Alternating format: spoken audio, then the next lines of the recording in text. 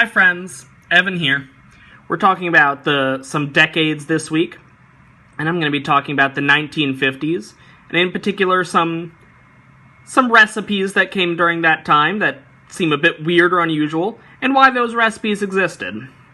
So the 1950s, we were just coming out of World War II, and a lot of people were starting up families for the first time, and creating what was called the baby boom, where everyone was starting a family and having children. That's where the phrase boomer comes from, is anyone born during that baby boom period. It does not just mean old person I disagree with.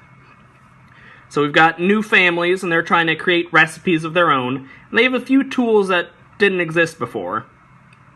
So flavored drink mixes like Kool-Aid were starting to appear, were invented in the 1950s, and people were using them both to drink and as a cheap source of fruit flavors they could inject into their foods. So we ended up with things like the Orange Dream Pie, which is orange Kool-Aid mixed with cream cheese, and then another thin layer of cream cheese on top. I don't know why they called it a pie when there's no pie crust, but they chose to do that. Refrigerated shipping was also becoming more common, so people who lived in major cities on the East Coast could for the first time get access to tropical fruits like pineapples and bananas. The issue was, they didn't always know how to cook them. So while we did end up with things like the pineapple upside down cake, which is a classic cake that's still made today, we also ended up with some more creative uses for these, like the ham and bananas hollandaise. Those are bananas wrapped in ham with hollandaise sauce on top. Hollandaise sauce is made from eggs, butter, and lemon juice. Does that make a good combination on ham and bananas? I've never tried it, so I couldn't say, but I think there's a reason we don't eat that anymore.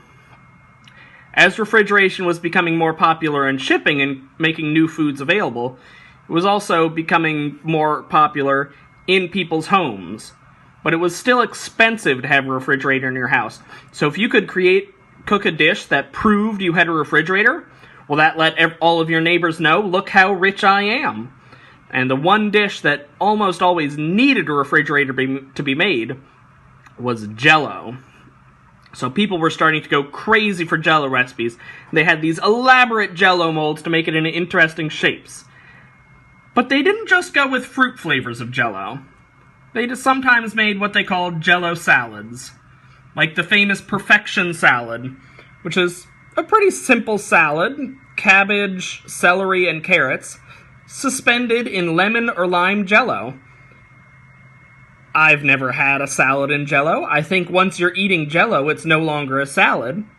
But I wasn't alive in the 1950s, and I've never tried Perfection salad, so who am I to judge? But Perfection salad wasn't the most extreme use of Jell-O that I've found. The next one, my last recipe I'm going to show you, is a little bit gross. I'm going to warn you now. It is the lime cheese salad. It is lime Jell-O with onions, vinegar, cottage cheese, and mayonnaise mixed together. And that's this green lumpy part here.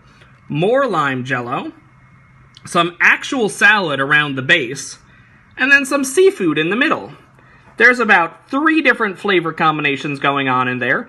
I don't think they go well together, but I've never tried it, and hopefully, I never will. I don't know if anyone ever ate this, but clearly someone made it because there's the picture. So it was a time of great experimentation with new things, and some of those experiments succeeded, like the pineapple upside down cake, and some of them failed, and thankfully aren't around anymore. So next time your parents try a new food and you don't like it, just remember, it could be worse.